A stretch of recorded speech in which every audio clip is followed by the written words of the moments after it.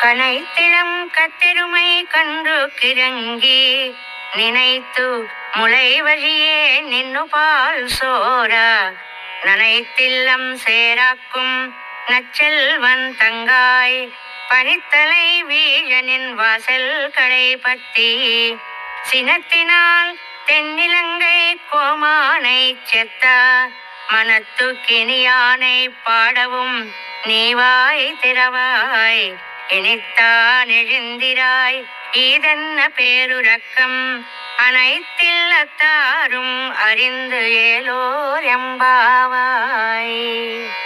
లేగదూడలను తలుచుకుని గేదెలు పాలను నిరాటంకంగా స్రవిస్తూ ఉన్నాయి. ఆ పాలధారలతో ఇంటి ప్రాంగణమంతా తడిసి బురదైపోయింది. ఇంత సంపద కలిగిన గోపాలునికి నీవు చెల్లెలివైతివి ఓయమ్మ.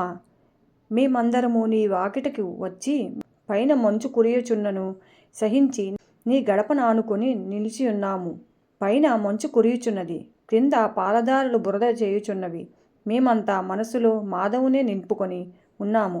పైన మంచు కురియటమనే శ్రీసూక్తి ధారల ప్రవాహము సాగిపోతుంది. కాలక్రింద పాలధారలనే ఆచార్య ఉపదేశ ప్రవాహము సాగిపోతుంది.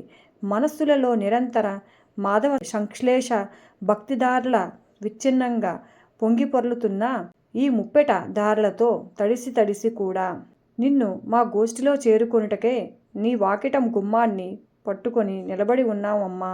ఆనాడు సీతమ్మను అపహరించాడన్న క్రోధముతో పరమాత్ముడైన శ్రీరాముడు ఆ స్వర్ణాలంకారాధిపతి అయిన 10 తలల రావణుణ్ణి పట్టుపెట్టిన వానిని గుణగణాలను స్తుతిస్తున్నాము, కీర్తిస్తున్నాము, పాడుతున్నాము. మేమింత చేయుచున్నను నీవు నోరైనా మెదుపట లేదేమి తల్లి?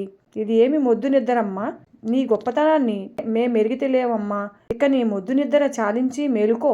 మా గోష్ఠిలో చేరే వ్రతాన్ని సాంగోపాంగంగా పూర్తి చేయటానికి సహాయపడు అంటూ 7వ గోపికను లేపుచున్నారు.